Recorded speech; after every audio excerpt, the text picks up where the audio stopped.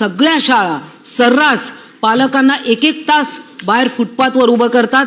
आतमध्ये येऊन बसण्याला सुद्धा परवानगी देत नाही. म्हणजे त्या शाळेचे दरवाजे असे काय कडेकोड बंद करून ठेवतात की एखादी आई ती समजा दुसरी 4 कामं करून शाळेत सुटण्याची वेळ झाली आहे तर ती तिकडे जाऊन बाहेर फुटपाथवर 1 तास उन्हात उभी राहते किंवा शाळेच्या बाहेर उभी राहते, आई असो वडील असो. म्हणजे ही जी शाळांची मनमानी आणि दादागिरी आहे ना, की अरे तुमच्याकडे फी भरतायत हजारो रुपये, पण त्यांच्या विद्यार्थ्याला पिकअप करायला आल्यावर ते बाहेर उभं करतात, का आतमध्ये व्यवस्था करत नाही. आणि मग बाहेर पालक पिकअप करायला आले की नाही हे शाळेला कळत नाही आणि ते मूल मग तासभर 15 मिनिटं 20 मिनिटं बाहेर उभं राहतं आणि त्यांच्याबरोबर काही अतिप्रसंग होऊ शकतात. तर आपण त्वरित